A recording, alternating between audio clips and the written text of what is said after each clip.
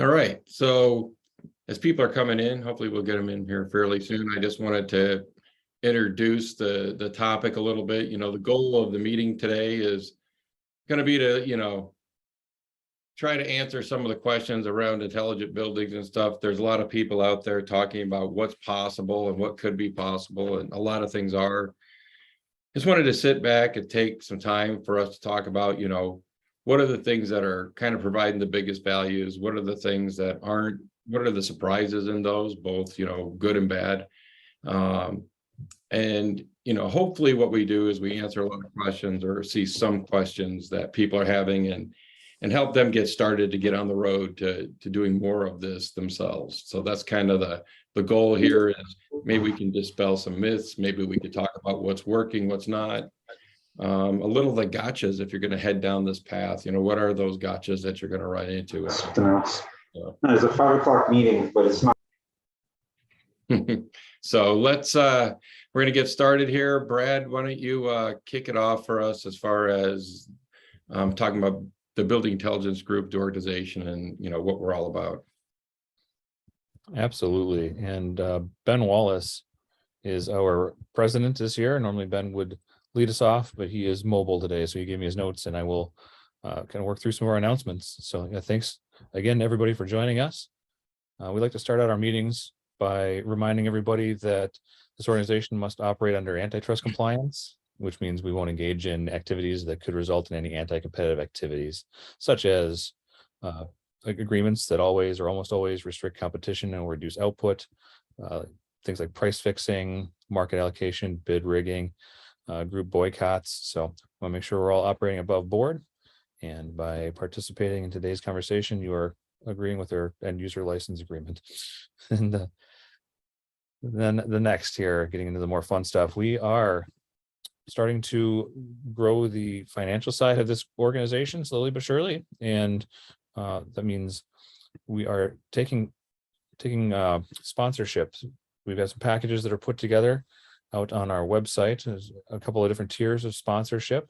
So if your organization would like to support BIG, you believe in what we stand for and want to be a part of this and be able to get your name mentioned as we're introducing our programs and some of the other ways we're going to get that name out there, then please go to the website and reach out to us, and we'd be happy to talk to you about a package that fits your needs.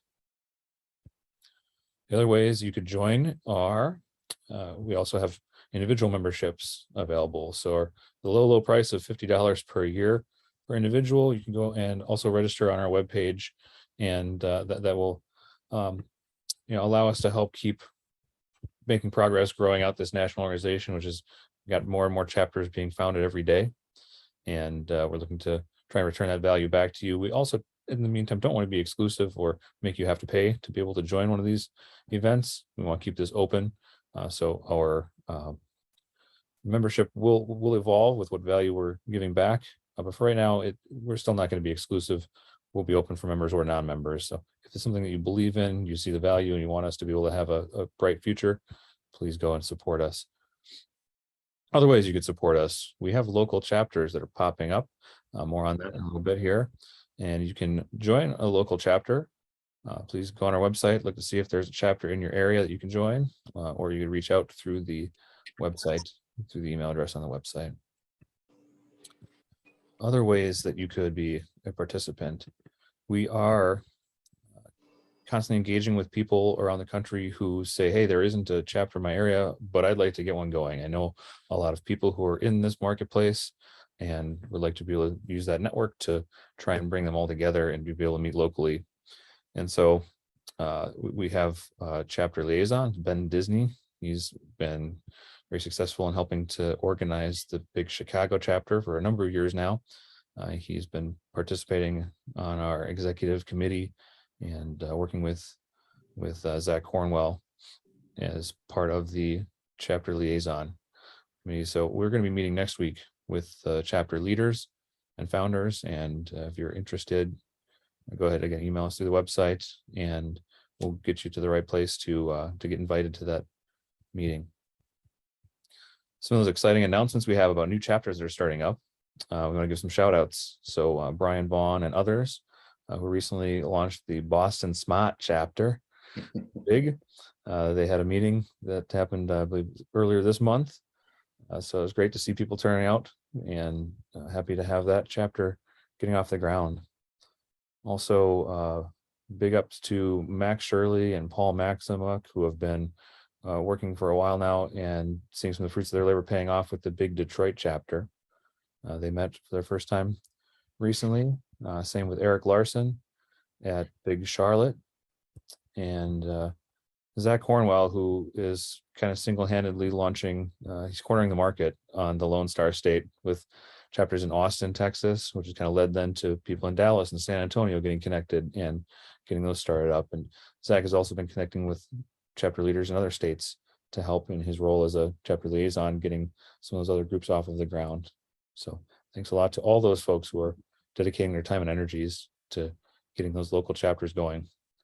Happy to see that, and hopefully everybody is getting a lot of value out of being able to get there in person and attending with other like-minded individuals.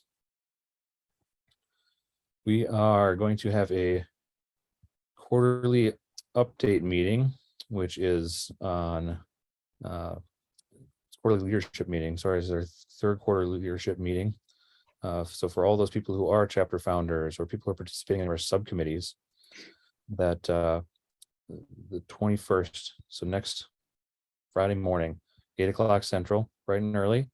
And if people are interested in joining our subcommittees, we have the committee that's helped to put this program together is our programs and collaborations committee.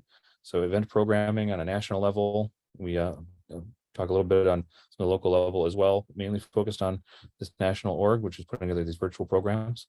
And then the collaboration side of that is working with other nonprofits and trying to help reinforce and support each other's missions. So some of you may have joined the Nexus Labs machine learning SME program earlier today. We've worked well with James Dyson with the Nexus folks in the past, and with CABA and AE and numerous other organizations that are related to what we're doing. And other committees, let's see, we've got marketing and membership. They've been very active in working on helping to get our website updated, rolling out our CRM tools, and helping to kind of grow and promote the sponsorship offerings, and kind of rolling into a membership drive. And then we've got a finance and rules and regulations committee, and we're looking to add more people to each of these committees. That finance, rules and regs committee, we could definitely use people who have a CPA background and any kind of legal backgrounds that are able to help advise on the best practices and make sure that we're staying above board with our nonprofit status. So I think that's about it. Gonna wrap that up for announcements, turn it back over to Larry and the panel. We've got an exciting one today for you folks, so hopefully have a good time. All right.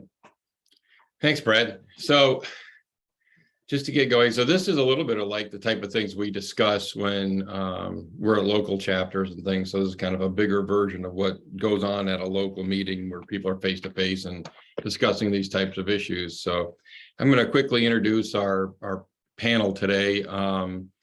And all their bios are up on the website. You can go look at those. But I'm going to do a quick introduction.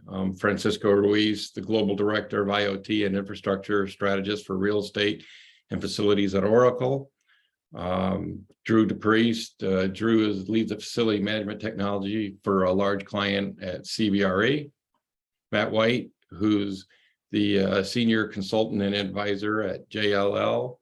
And Ed, I don't even know what your current title is. You're like guru of all things Tritium and everything that's ever happened in this industry, it feels like. Just director of strategic business. Just doesn't mean anything, but do whatever I've got to do, right? Take care of customers. So. Yeah, and I'm Larry Andriunas. I'm with Tech Systems and similar, director of strategic business as well. Kind of same deal. I do whatever needs to be done wherever. So, all right. So let's get started, and let's just start with simple kind of what we kind of want to know. There's a lot of people doing different types of integrations out there. What integrations do you feel have been like the most successful type of integrations that have been going on out there, and you've seen and that you feel like are providing the kind of values that were expected? I'll start with you, Francisco.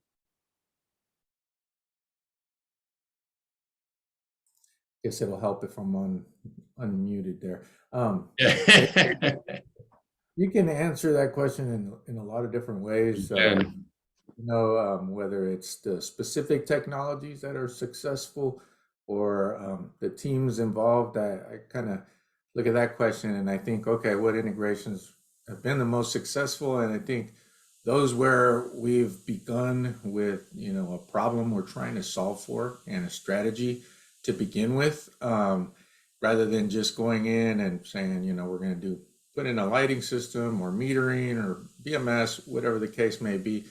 So being able to be part of an integration where you have a goal in mind, that's number one. And then also those that have been successful are typically ones where we do have like an MSI, playing a role in it to help orchestrate all the various trades.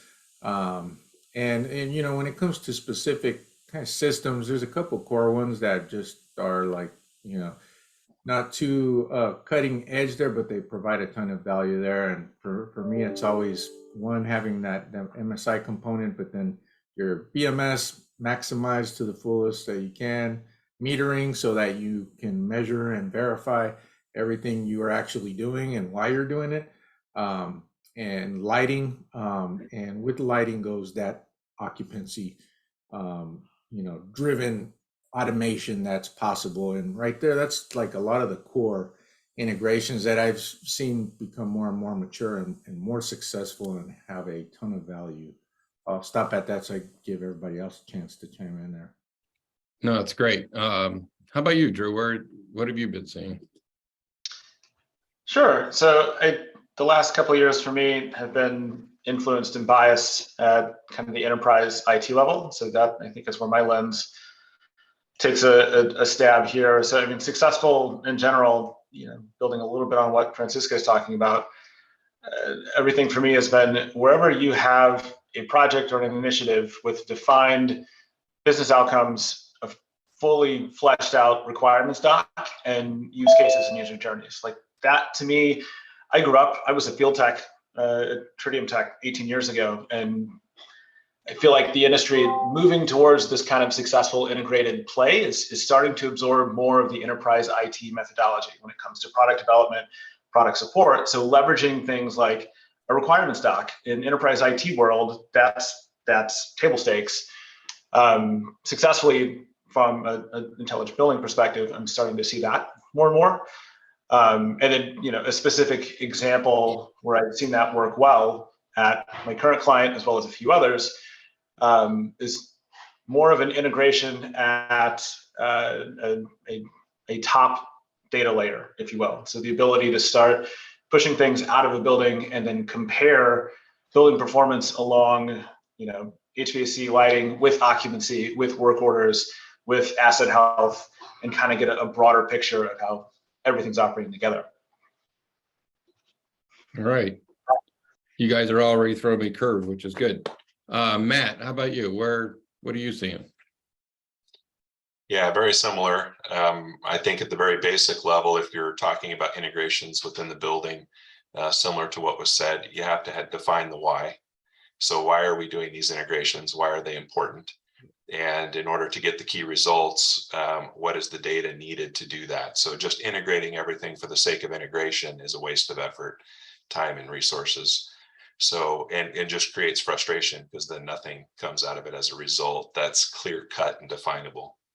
And then as you start to go to that higher level, like Drew was talking about, and getting up into the cloud, there's some bigger why that's needed, and intentions understood as well for now that you have this data, or you're going to be integrating platforms, data types, third-party clouds.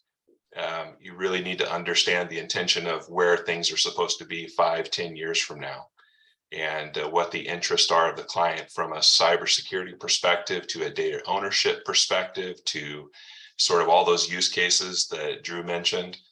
And that will help determine then which vendors will be the best, which solutions, how the integration can be leveraged to future-proof the project, so to speak. All right. So I'll head down this path because it's kind of interesting one. And I kind of want to know, we brought it up a little bit, and you touched on it, getting some sort of clear definition of what you're trying to do early is pretty key. And even that's something I've seen, and I think everybody's seen. What is that? Obviously that requires a different team. And what does the new construction team look like? And when do they get together, right? When does this team get together? How early do you get them together and things like that? I think, Drew, you kind of had a good opinion on this the other day. Yeah, I think, more and more, again, especially the other clients of CV that I've seen that are typically building new headquarters, right? And the big advancements that I've seen, kind of the compelling event, so to speak, of where you see the shining star connected building, somebody's got capital spend on a new headquarters. The ones I've seen do this well are running technology POCs 2-3 years ahead of when they want to open a new facility. They're digging in with their lines of business, who they know will live in these buildings. I'm coming at this from a workplace perspective. And then all of that gets codified coming out of, internal documentation. How does it play within internal IT mechanisms? To Matt's point, cybersecurity, data compliance, how that applies across regions. And then that all gets anchored into what gets rolled out to your construction team. I am seeing more and more companies start to leverage some sort of an intelligent building consultant to either run the entire design for them, run a workshop exercise at that kind of T-2 and 3 year point. So it probably the last 5 years for me. I've seen that, getting more of your traditional MEP consultants, they're engaged 3 years ahead of time to build out a separate package just for what we're talking about. Hey, Ed, what have you been seeing out there? I mean, you kind of have a broad brush. You've probably been seeing a little bit of everything. I think it is. I think it's in transition. The beauty of the big organization is now we're all talking about this, right? It's not like a bunch of us 10 years ago doing PowerPoint saying this is where it's going. It's now happening, which is great. But I think it's going to take the vision of the owner. The owner has to make the decision that, look, I'm going to have this project and I want to bring a lot of value. And I'm so glad everybody talked about value, because it's not worth doing. This stuff can be very expensive. It doesn't have a return on investment. Forget about it. But I do think the start of the construction process is going to take some very visionary type real estate leaders within corporations to do that, right? And I think they're the ones that are going to say, you know what, we're not going to do this traditionally. We are going to bring in multiple consultants. We're going to bring in, I was involved in the Honeywell headquarters where there was a marketing company that was going to be doing all the digital signage and doing and they wanted to have the data from the building to create marketing materials that are online and digitized. So I think it starts at the top and has to funnel its way down.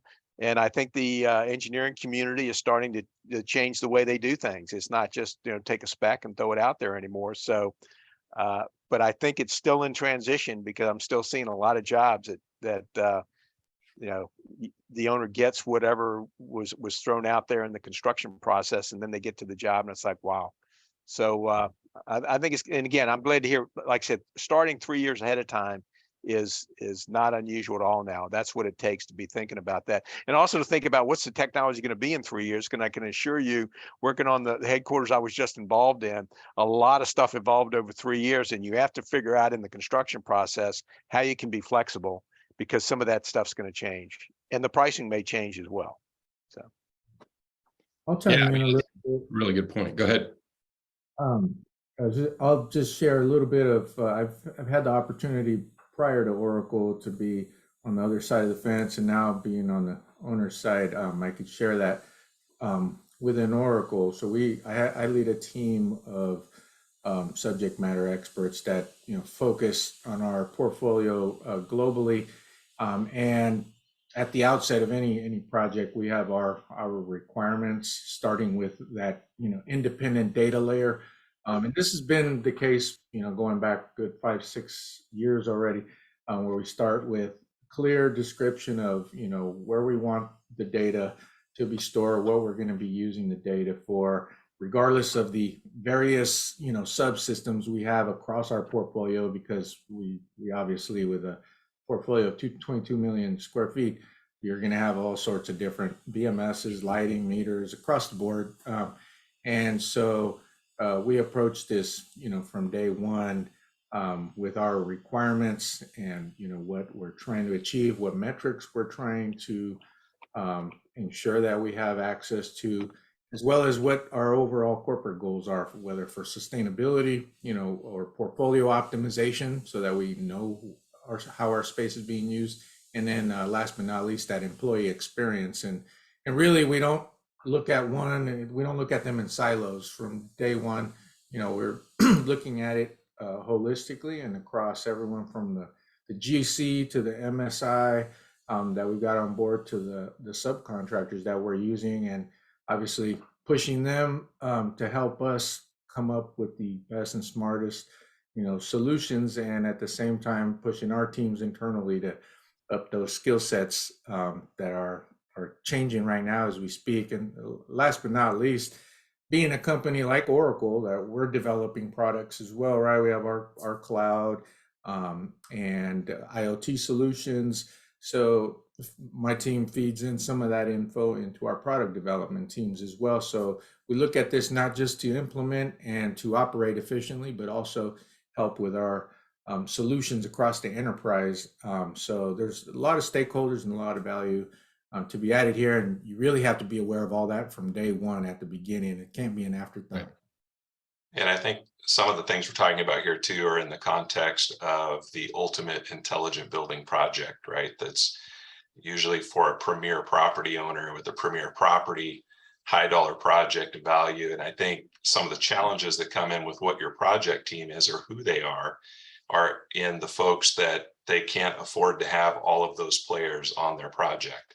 That's not the scale at which they're doing it. However, they still need to be headed down a path of sustainability. They still have targets, goals to meet, efficiencies to create. And so in that, really engaging key players, as has been mentioned early on enough, and hiring the right folks. You can have an MEP team that creates beautiful construction documents with all the right mechanical systems and whatnot. But if they cannot accurately describe how all those systems should be interconnected and put together, and how to keep the owner from getting locked into a corner somewhere with vendors day two, or from having siloed networks put in, then there's a problem. So I think getting someone to at least advise on the basics up front can be valuable for those that aren't more of those top tier clients that have global properties and portfolios. Understanding that if you hire an MEP team that can't write a comprehensive Div 23 without recycling a manufacturer specification, and let alone a comprehensive Div 25, right, that's going to detail how all these systems go together, well, then you spend a lot of money for a design that's not going to deliver. So ensuring that you get those right folks that can then help you go through the procurement process to ensure that you get the right vendors, products, contractors engaged on the job. I think those core elements will help the folks that don't necessarily have the dollar for all of these various consultants and integrators day one. Yeah, I think, Matt, I think you've even experienced this where people believe that if they just had in their specifications, everything will talk BACnet, and it kind of created other problems as the project went on, or found a lot of areas where people were adding costs that they could have taken out that would have been more valuable if they had identified it early. Yeah, and sometimes, right, people get caught up in the big catchphrases of everything. Right. As you mentioned, the idea with all this being integrated, I need analytics, I need all these things. Why? Why do you need them? Oftentimes, for a vast number of smaller properties, you'll find that all folks need is a good, reliable system with optimized programming in it that facilitates what they think they needed analytics for, but it wasn't. It was just good, smart programming. Integrating the right data between those systems, having a good tech stack on site. It doesn't necessarily mean that you have to go to the cloud. That's for a later question. Yeah. But You know, there's a lot of things that you can solve for on site day one with a minimal crew, just the right crew, that will help set those things up so that you're not doing things unnecessarily or creating redundancy or in effect prohibiting yourself from getting access to the data later on. Yeah, it's Right. important to nail down the basics. I think there's so much room across the industry right there in itself that will ultimately make your smart buildings and intelligent buildings that much better and, you know, be much easier to maintain over the life cycle of the building if that effort is put in up front. Yeah, we're There's a still lot. A the elusive, comfortable building too, right? I mean, I hate to say it, but as our good friend Paul Oswald said many years ago, you know, a lot of service calls are still hot and cold. So I think we have to make sure we can have the best technology and intelligence in the world. If the building's too hot or too cold, most of the people think it's a dumb building. So I think we have to go back to, or the mechanical systems, you know, is it time for them to change as well as the technology on top of it that's changing too. So love to hear some feedback from the consulting community on that. But I've been in the construction side of this business. I was a contractor for 5 years, and there's such a disconnect between the construction team and the operations team, because the operations team really has very little input during the building of a building. And it seems that the construction team has a very different set of goals and incentives than the operations teams that'll occupy the building afterwards. And I think that's a big challenge, and that's very early on. That's that's got to be met. Yeah, I that think goes with that, what the time frame is that you engage people, right? Because the construction project team is there temporarily, and then they go on with life, go to another project. Everybody else has to live with what was done. And so the earlier you can meet with all the owner stakeholders, and not just the guys who have to operate the building day to day and live in it and function, but what about those that have to maintain the networks and deal with these devices on an ongoing basis going forward, or all the different types of users. So like what Drew is talking about, having all those use cases, the personas, the day in the lives to understand, okay, here's what we need for all of our people. That creates guidance. Guidance then leads you into a project team that creates governance and the project docs, and then hopefully delivers it. But that goes back to starting that way early. Yeah, let's pivot here a little. You know, Drew, you talked about the IT side, and I think, you know, when you're talking about intelligent buildings and you're trying to connect all these things, it really does, it's really interesting how much the security aspect really becomes a big part of what we're doing. And so can you touch on a little bit about the cybersecurity that people have to be thinking through, or the things they probably miss, and the types of, you know, things that have to happen in the project that we probably hadn't had to do in the past? Yeah, totally. And especially as this world continues to rapidly advance towards everything being IP based. Right. You know, I opening my first building right now that every device in the building has an Ethernet cable. Everything will have an IP address. And part of my career I spent on the AV side of the house, and learned a very harsh lesson from my boss was the global head of IT at Aon, and straight up told me once, like, you will never put anything on corporate network unless it's something that we have imaged, we have vetted, we have penetration tested ourselves, and it takes 9 months. Like, from a corporate perspective, to put anything on their network that has not been vetted, you could get fired if you try. Anymore, you know, corporate networks are configured and set up that they'll just boot you off the network if they haven't paired a device's MAC address with an approved IP. It's such a hypersensitivity, quite frankly, due to the sophistication of the fact that the world is globally connected on the internet. More and more of these devices are out there. The ability to hack into things and take over, all you need is a single entry point. I've been looking at sites like Census and Shodan for probably 7-8 years, and you can do a search for BACnet, for Tritium, for Schneider, pick a device, and it goes out and it pings every IP connected thing on the planet and returns. I mean, I still like have a script running right now that looks for BACnet and Modbus. It's still returning 15,000 devices a day that have the word BACnet in whatever their response is, public facing. So, I mean, in theory, those are 15,000 intrusion points. And in many cases, all it takes is one entry, and somebody can start hopping through a network and take data, take information, and it's breach. It coupled with the fact, the data compliance side, I've been through more data privacy reviews in the last 2 years than I have in the last 15. And every single one is probably 300 questions long. Everybody wants to understand, if you're going to connect to my corporate network, we have to know your entire architecture, inside, outside, forwards, backwards, upside down. Like, how are you encrypting data? At what standard? Is it in motion? Is it at rest? Retention policy, like everything. There are ISO standards built around all of this, and those have started to creep in. So the second anyone starts having a conversation around connecting to either corporate network, or when you hear the phrase on-prem, that's going to start triggering, okay, client's cybersecurity team is involved. This is about to get deep. Some of those discussions, interviews could take 4 weeks. Most of them are probably 8 to 9 months. And it's a risk mitigation. That's all it is. Yep. No, I think understanding that and how much that plays is a big deal. Francisco? Yeah, I was just gonna, to build off of what Drew said.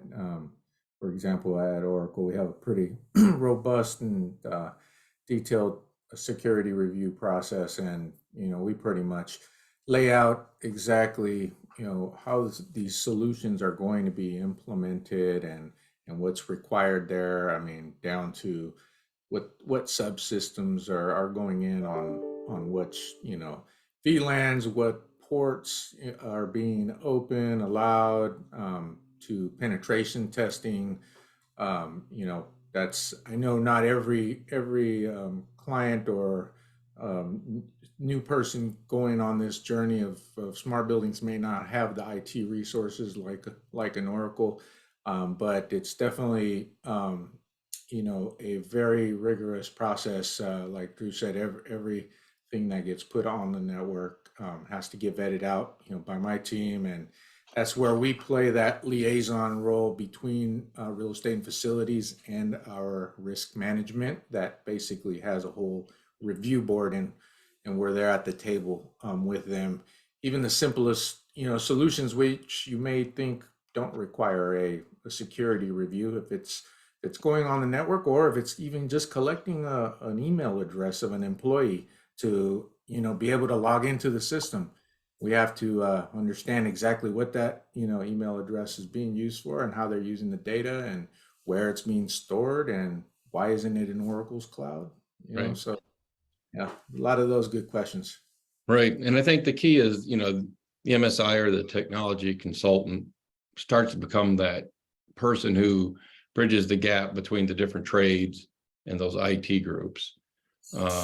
Let's pivot again here. Let's go. I want to go a little deeper and talk about maybe a little bit some of the types of things that have happened during some of the integration phases that caught people off guard.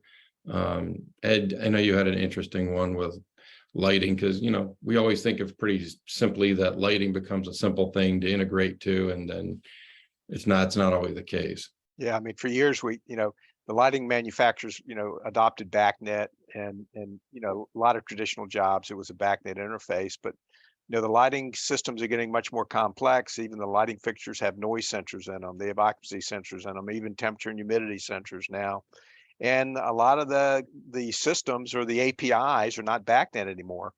Matter of fact, some of them are a REST API. I had one that had some on-premise data that I could get, had to write an API for that. But then to get some more sophisticated data, I had to go to the cloud and write an API to the cloud to get that data and pull it down, because it needed to be on-premise, right? That's where it was being utilized and needed to pull down. So that was a situation where a traditional BACnet interface went to a local API and then to a cloud API, and frankly added to the cost to be able to do that. The BACnet could have been done pretty easy, but that was the new rev from the manufacturer, and they hadn't gotten to the BACnet IP yet. So those are the things you have to really think about. And again, this was a situation where a new rev of software came out, a very nice rev of software, but that changed the whole flavor of the job and actually changed some of the scheduling and things of that sort. It's a beautiful, robust interface now, but it certainly caught us off guard, and some extra coding was done for sure to make all that happen, and added cost as well. Sure. I think APIs become the new catch-all term. Oh, we have an API, right? Yeah. And that catches everything. But Yeah, you really got to look closer into what their API is, how it's written, what it offers, how often is it updated? You know, if you're going to do real-time control, you can't have an API updating once a day, right? And I've seen that where people go, oh, we have an API. We looked and it was once a day updating. yeah. Do you have anything to add to that, Matt? Yeah, it gets these things get real interesting because even integrations on a network on-prem without even going to anybody's API, we've had challenges before with IT groups not understanding the need for these things to intercommunicate and what's required. And oftentimes they want to lock everything down in VLANs, which is good practice. But then now to get the data to communicate across subnets or other things like that now is going to require opening up ports or doing forwarding of data or whatever it might be. And then there's the nervousness, right? Now the complication comes in because it goes against, so you got that. And then sometimes the manufacturers, everything looks great and brand new on the outside, but then as soon as they start digging into it on the inside to see what's there, it's older operating systems. They don't have up-to-date IP stacks and so forth. And then now you've got another problem. And a lot of that stuff is getting discovered at the time of integration when it's time to make it happen, rather than way before. And so now you've got a big mess on your hands because they've got a pallet of controllers that they've been putting out through the whole building, or things have been getting deployed and set up and configured and they're in place. And then now all the questions and challenges come up. And so for me, on most of the projects recently where there's been integration challenges, it's been around that not getting handled soon enough. And then now what? You've got this battle now of wills between cybersecurity and what they will allow and not allow, and an actual construction process and all the costs associated with delays, redoing work, changing devices, and so forth. Yeah, and kind of just to build off what Matt just said, and some of the topics we've already discussed goes back to getting started on this early on, having a plan, some documentation. For example, we have our architecture pretty well laid out at this point, so that we're not running into questions about why is this BMS trying to talk to the lighting system, or the MSI trying to talk to all these multiple VLANs. So all of that's pretty well spelled out now, and a lot of it boils down to communication across the stakeholders. So going from the top down, being on the same page, and I could talk to my risk management team, and they know, I'm not just some new person here and in facilities trying to throw stuff on the network, so there's no concerns there because we've already discussed it. We've, documented it, have tested these things out and continue to do so. So, as you start down this, path, it's so important to, document your findings, your lessons learned, and continue to build off of them, so that you start to actually build a program that's sustainable. Yeah, I think you make a really good point. I know at another company I was working for, we integrated the hours of operation for the business to their website, so it would automatically update during changes of seasons and things, and it worked awesome. But the facility people weren't used to that changes, and then they'd come in and the times had changed, the lights came on and things like that, and they were freaking out, and the whole ability to teach them and get them up to speed on it became such a great task that we actually scrapped the thing, and they're now re-looking at rolling that out in a slower, more purposeful way so they could get everybody communicated to before they did it and make them understand how the system's going to work, because they were overwriting things that didn't need to be overridden and stuff, and it was creating a bigger mess. So yeah, the unintended consequences of not spending the time up front. So let's talk about another thing. I'm interested. We always have these unusual user journeys and things that people come up with. You know, there's the typical security and the lighting integration and things like that, and even, you know, generators and elevators. But I always see these user journeys. Are there any of these user journeys that are unique that are worth mentioning that you've seen implemented that, you know, that worked that you'd like to share?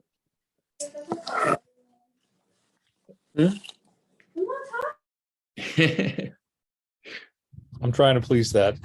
Yeah, that's okay. Thanks. No, And that's I very kind of honest. catching people off guard with this one, so it may not be fair. Larry, Good. I'll just say one that has become, in my mind, very common. I mean, even for the last decade, but even though we're talking about it today a lot more just because it's been accelerated due to the pandemic, it's just the use of occupancy sensors to not only, you know, obviously turn off lights and whatnot, but utilizing those to leverage, you know, optimization of the HVAC system, in addition to supplying, you know, our space planning teams and building, you know, designers to ensure that the spaces are actually being utilized the way they should. And all that is just, you know, really leveraging those occupancy sensors. Cool. And now, you know, obviously with IWMS these days, and healthy buildings, you know, being able to use those ox sensors, even in more sophisticated fashion to understand how much fresh air is, you know, required. There's so many automation and optimizations that we can do. For me, the occupancy sensor has just been like tremendously powerful over the last decade. And today we have more and more options than ever, and it's only going to get more and more granular. So with the trade-off, of course, with security and privacy, that's a whole nother conversation. But Yes. anyway, just wanted to throw that out there. No, that's a great one. You know, you don't always think about it, but having that occupancy data can really help you optimize so many different things, not just, you know, one type of thing. That was great. Larry, I'll throw out one that's kind of surprised me in a way, but you know, you think about fire alarm systems that can be very complex and it work very well. You know, you can tell how well a smoke detector is doing, how dirty is, that sort of thing. But the user interfaces probably aren't as good as they could be. We've had customers tell us that they're integrating to the fire alarm system and getting all that zone data on the building automation system has saved them huge amounts of time, because they could have a 500,000 square foot building and somebody has to run down to the fire alarm panel on the first floor, right? And go see exactly where the problem is, because nobody thought about saying, hey, we can send emails to somebody's cell phone and tell them exactly where the fire is, and people can react faster. So we've had a lot of good feedback of people saving a lot of time during an emergency. Just something as simple as a BACnet interface to a fire alarm panel. And there's not a fire alarm panel out there today that doesn't handle a reasonable commercial building that doesn't have some sort of interface. And the data is amazing that you can pull from it, right down to the smoke detector head level. Yeah, very cool. Yeah, the use cases around utilization, there's a lot of those. Those are probably the biggest and foremost. I will note, though, that the majority of use cases do get stripped down when it comes time to putting them to reality, because once the cost is put with the use case, all of a sudden needs and wants become very clear. And so you end up stripping those down. However, well-placed occupancy, to what Francisco was saying, can be leveraged for so many valuable things, from healthy buildings to optimizing equipment and so forth. I think one of the coolest use cases of recent had to do with connecting vibration sensor data and whatnot and integrating that in through with all the rest of the building operational data, and using that with analytics, not just to look for potential failures in critical equipment, of course, to understand that, but even to create automated responses and change. So, you know, I noticed that I've got bad vibrations on pump 1. I'm going to change lead to pump 2, submit a work order out through CMMS to correct that, and raise the flag and say there's a problem. Whereas before that wouldn't be discovered until somebody actually just looked and analyzed all the data that was coming from the vibration analysis. That might happen quarterly, twice a year, or only once a year. So to be able to do that 24/7, that was a really cool use case and was quite simple because those sensors can actually just be tied in Modbus or anything else to get it to the nearest IP controller, right? To get it on the network and integrate that data with the rest of it. I think utilization is a lot more important than a lot of us have realized over the last 4 years. Like the concept now of, and to your point, Matt, like they're expensive, but the IoT sensor that is a diamond, that there's probably 15 different solutions on the market right now. Because of the massive shift, I think that the pandemic has shown a lot of corporate occupiers that, you know, some of them were already doing a work from home or a hybrid or a flex approach. And now they kind of all figured out that, hey, we can still get stuff done and not be in the office. Whereas before I had clients coming to us for an occupancy sensor study, and it was kind of a nice to have, maybe we can get money for a POC. This year it's in everyone's budget. Everyone is going out. They have to understand portfolio. There's going to be a lot of shed coming up. We've had 3 clients ask about the concept of dynamic occupancy, which to me gets a lot more to this integrated intelligent approach of tying in traditional BMS with your IoT OX sensor system with corporate calendar to understand and learn over time, A, are people scheduled to be in a space? B, are they actually there? And if, you know, depending on the outcome of those 2 scenarios, can we dynamically control the building and just shut down floors? Large consulting firm 2 years ago was asking us to start, we actually started developing code to look at 10-story building. We know that every Tuesday from noon until 5, it's 20% occupied. Why don't we just automatically shut down the other 80%, rebook every meeting to a conference room on floors 1 and 2, and just put everything into an occupied mode? So it's starting to kind of pull a lot of the business systems to really anticipate and then use that as a point to write back to tell the building, you know, we know there's only 20% of total headcount here, so there's no reason to run at 100. Awesome. Yeah. That's great. Those are great. A comfort / sustainability mode switch, depending on, you know, if they have a large group meeting in a gathering space for like a big rally or something that they're having, then they switch to comfort based on that crowd count. And then when it disperses and goes out, they go back to sustainability mode, controlling that way. So yeah, that's dead on. All right. So we're going to kind of stop here. I see the chat's been pretty busy, which is really good. Brad, you want to, any questions come out of that people want to ask, and we can open it up after that. I'm going to take the first one that I see here, which is what are some best practices out there to test the different integrations before implementation? Anyone want to grab that one? I'll jump on that one because he also asked about the APIs. Hopefully when you do a custom API, it becomes a standard, right? And that's the case. You know, a breaking API, if it's with a standard piece of equipment from a standard vendor, you know, once that driver's written and it's tested well on that project, hopefully it becomes a standard, right? And that can be used over and over. So that's the one thing you hope for reuse. Like I said, a lighting manufacturer, even though it's a new API, sooner or later that becomes a standard connection or an API. Those are the kind of things. But as far as testing them goes, I think more and more people are starting to require that. I know some major corporations that we're working with are saying, you know, if it's not in their standard tested library from a cyber standpoint, as much as usability standpoint, it's not going to pass muster. So it's not going to happen unless it goes through some sort of corporate standard. Yeah, we've built off of to that idea of planning things out early. So taking like a Div 25, having it clearly defined scopes of work. Scopes of work should define points of data handoff. So who's responsible on each side of that handoff so that it's clean and there's the least amount of finger pointing as possible. That inevitably helps create test plans.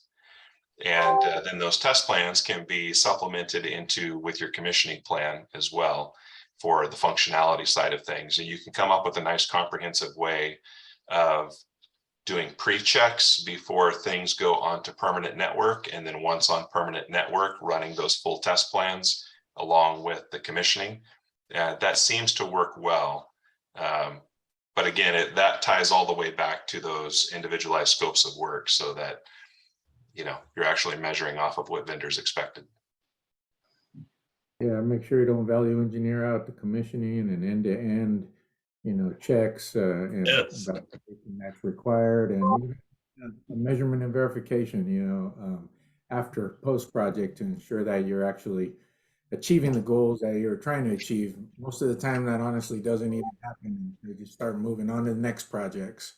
So a lot of best practices that don't happen. Yeah. Well, I mean, and how do you make sure it's documented, right? If someone writes a custom API, how do you make sure that that is documented so that it can be supported longer term? Well, hopefully that's done. And if it's not documented, then they didn't get chosen as the vendor of choice. Or paid if they got the job. Yeah.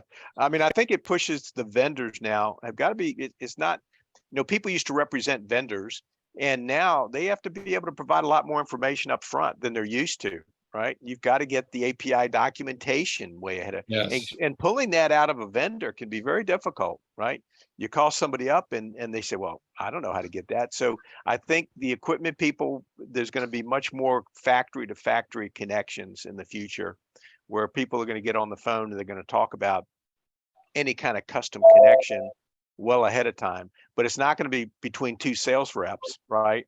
It's going to be maybe between two factory engineers to make sure they're both very comfortable that this is going to work well. Right.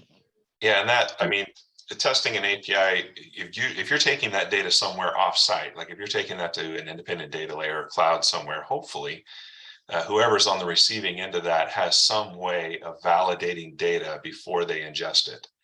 So if that's happening, and that also becomes another point of check if you're going to the cloud to understand that the API is functioning as it should.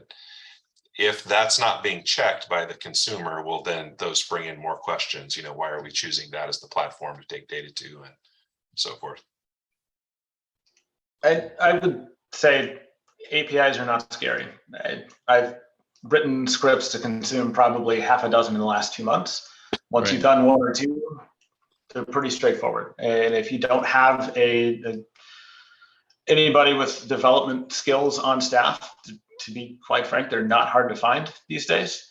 To echo what Matt has said, and I have made buying decisions off of this, if you do not have a well-defined API doc, you are not worth the time to even send a PO to, because you're going to burn months trying to understand what a payload response looks like, how to parse it. Exactly. Whereas the ones, and I dropped one in the chat for Density, who's a— Yeah, thank you for doing that. Yeah. Like this documentation, I could get started in an hour. Like I could go write something in AppScript on Google Cloud.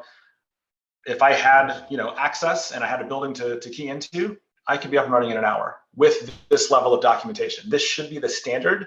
This is how cloud-based software platforms, this is how they document things. So if you're dealing with some component of an intelligent building that says they have an API, which to me is table stakes these days, if it doesn't look anywhere near like this, then caveat emptor, you're in for some pain. Yeah, but you really are very well versed in how to do that. I think that comes to the point of what does, a master system integrator needs people like that on staff nowadays. That's the changing environment. They have to have people that can deal with an API. They have to be able to people to take a look at this document that you put in there and say, you know what, that's really pretty good. I have no problem with that. And those are the things that have to happen, as you said, well before the project starts, right? Just to make sure, like you said, you might disqualify a vendor because they don't have a well-formatted one, or they promise you one. That was typical, right? A new product comes out, yeah, the API will be done in 30 days, and then you get it, and it's not as good as it should be, and then you wait 6 months, and it's on the roadmap, right? So I think there's, I mean, Ed was talking about back earlier. To me, there's kind of two tiers of what should be required these days. It's device level. So can you communicate openly? If it's BACnet, can your device get up to cloud over MQTT or UDMI? And then wherever your head end is, so that's more of a push, like give me your operational and alarm telemetry. And then if I'm an owner and I'm super tech savvy and I just want all the data in one place, then you have to have a REST API at minimum today that I can have my dev team start pinging and do a poll so I can get trend data, so I can get alarms on my own. It's, I mean, I've been through qualification exercises this year. We've DQ'd people that couldn't meet BACnet, MQTT, and REST. Yeah, we're starting to ask vendors as well that have an API. We're asking them about their development of the app itself or whatever it is, and asking them, because the ones who say, well, we started with the API, we developed API first and then built out off of that, top of the list for consideration. Because you're not getting, they understand then that the whole reason for their conversation even is for ultimate access to data. Where it's an afterthought, that's when it just becomes absolute nightmare. And as soon as the word roadmap comes up, honestly, I'm done. Yep. A basic check, like Drew just threw up those links there on the APIs. You should probably raise your eyebrows if get a vendor who says, they're working on their API or they have it and they don't have it published. I mean, that's a pretty good indicator of, how mature it is. And then, yeah, you should be able to ask those questions of your vendor, about how it works, to also give you an idea of how savvy they are with it, how experienced they are with it, and etc. So that's the world we're in now, and it's continuing to change. Yeah. All right. Any other questions out there from anybody? Looks like there's a good conversation in the chat, but not a lot of other questions I'm seeing. So yeah, let's open it up to everybody else, and I'm going to throw a quick poll out here and just get some demographics on who we are in this meeting while we do that.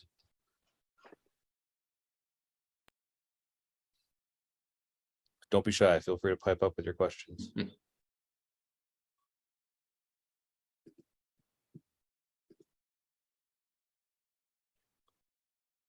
Yeah, it can be anything for the group. And maybe I'll get us started. What is table stakes that differentiate an MSI from a traditional temperature controls contractor? And does it matter? Is that a distinction that's important for us to be making? Yes. Elaborate. So there's a couple of challenges, right? And a lot of it has to do with just these marketing phrases getting thrown around that aren't actually backed up by ability. And then crossover, right? Which a lot of the crossover, I think, has to do with just folks going after work. So a couple of areas I see that in is in system integrators claiming that they are MSIs, MSIs claiming that they are smart building consultants, and kind of these bleeding into worlds where it creates a little bit of conflict, it creates confusion. Sometimes it's fox guard in the hen house and so forth. Systems integrators, definitely superior to just a typical controls contractor. But in my mind, with a systems integrator, everything is taking place on-prem and with standardized products that are available out on the market for integration. And they can integrate multiple systems within that environment in that building. Whereas a master systems integrator should be able to come to the table with custom solutions to solve integration challenges and even facilitating integration to the cloud from multiple systems, not just OT systems, but perhaps even business systems. So that's kind of what the differentiation is in my mind for those roles. And we've seen major problems where a company that pitched themselves and marketed themselves and presented themselves as MSI that got the job couldn't actually deliver. They did all the systems integration work great, but couldn't go to that next level and ended up being forced to sub out the rest of the work to an actual MSI. So you can imagine the frustration and anxiety that came along with that. But to me, that's from experience, that's just how I contextualize them and explain that to clients. I think that's a great point. And I think even to the point now that Division 25 might not be good enough for an MSI. We use that for the master system integrator. But as you said, that could be the system integrator, but there's probably another division somewhere that talks about the cloud integration, right? You could have somebody do a great on-premise, but if somebody's got to do a lot of custom work, nowadays you got to do MQTT or JSON payloads, or, I think that as an industry, we probably haven't defined those enough, right? For somebody to make that, how do you certify a good MSI, right? How would we ever do that? And is it, a set of checklist criteria that at least you could offer to somebody, or even an interview criteria? Because that's what I think most MSIs today in big building projects, right? They're probably going through an interview process.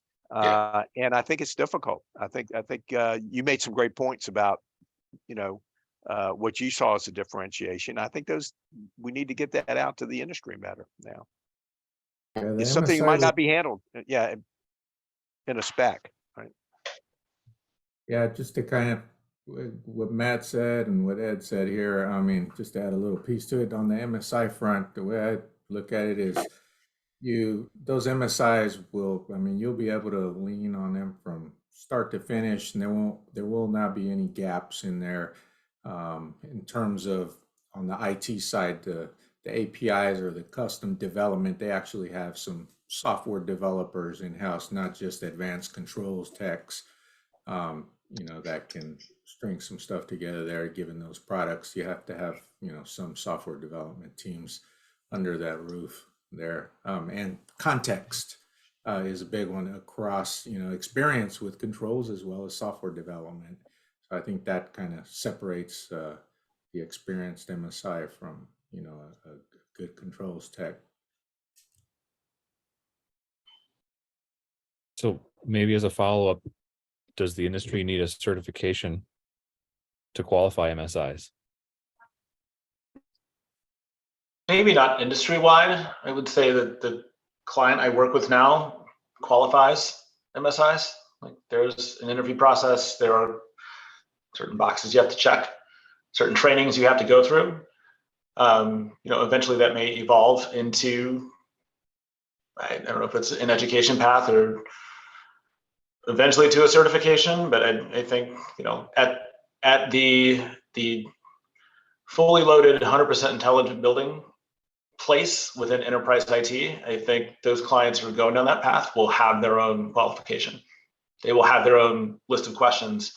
They will have their own interview processes, where it's, it really has evolved into, you've got to know controls, but then you've also got to basically be a dev shop who also knows cybersecurity, data compliance standards that change country to country, state to state in some cases. You've got to know how every single packet moves across every single thing, and why enterprise IT is terrified of risk as they are. Mm-hmm. Yeah, they're hard to qualify because of all that custom work, and they should be able to do that custom work. That's why the interviewing vetting process is so important. You got to dive into the weeds of how they do things and really put them to the test to make sure that they're not just saying that they can do things, but they can actually back it up, explain it, show the details, show the proof. Just like if you were going to have somebody rebuild or create a custom car for you, you'd probably go look at the shop first and look at what other things they've created in order to see what kind of cars they create, custom, what kind of work they do. There's not really a certification for a custom build shop like that. And that's kind of what an MSI is. Yeah, it's like, show me where you did this, how you did it, and let me see, and let me talk to your reference to see how satisfied they are, months down the road, after you've done several buildings and have, created that partnership with them, because that's what it is really. The MSI is bridging a lot of gaps, orchestrating a lot of different trades, and getting you to the finish line there, and then ultimately being maintainable across the building life cycle. So I think it is worthy, though, to have a discussion and maybe a white paper someone writes or something talking about helping people understand what you should look for in an MSI if you're going to actually go down that path. So they have like some framework. I always am leery of certifications because it seems like people always learn to game certifications, but what are the things you should be looking for as a building owner? So maybe we need to be thinking about how we put all that down for people who are newly getting into it. And maybe that's something that is kind of the next phase. Yeah, we do that for our clients. So we create guidance docs that help them understand how to hire and vet out MEP teams, how to hire and vet out MSIs, systems integrators, Right. all those folks. So it kind of helps them understand this is the process that's ahead of you. Give this to your procurement team so they understand this is going to be taking place during the hiring process. And we do that for our clients internally and provide that sort level of documentation. Yeah. I think what an MSI does is changing so fast, and Brad kind of put some of this out there too, that it would almost be hard to come up with a program that certify people, because as soon as you came up with it, would probably be obsolete. That's part of what this is about, right? Technology and things are moving so fast. And it's not just one person, it's teams of people that need Right. to do this, right? The cyber person in your organization is not going to be building graphics. Right. So that's the thing. I think so. You got to have a really good team of people. What I worry about, where are you going to go to school to learn all this, right? Suppose you want to become Right. a system integrator, or is that an electrical engineer, is a mechanical engineer? Where does somebody go to get some of this advanced training to do all that? Most people, I would guess, have learned it right now just by having to do real projects. But I think our engineering schools are starting to ask us questions. What should be doing? Is it a combined degree of some sort, just even on cybersecurity side, but just for smart building? Should there be a degree in a university for smart building engineers and those sort of things? I think these are all things that are going to be coming up here in the next couple of years that we're going to have to deal with. Exactly. All right. We've definitely gone pretty long, which has been great. Let's open for one last question here, if anyone has anything.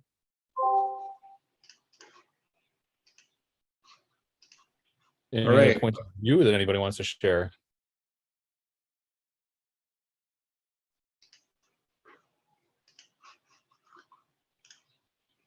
All right. Thank you. Hey, I want to thank everybody. This has been great. I want to thank the panelists, especially. I appreciate it. I feel like everybody really contributed a lot, and I appreciate that. Hopefully everybody got a little something out of it, something that you can use. Seriously, look into a big event, near your area, or, raise your hand to help start one. It doesn't just have to be one person. It can be just a group of people that get together, right? And just start getting together and having these discussions. I think it's exciting times for our industry.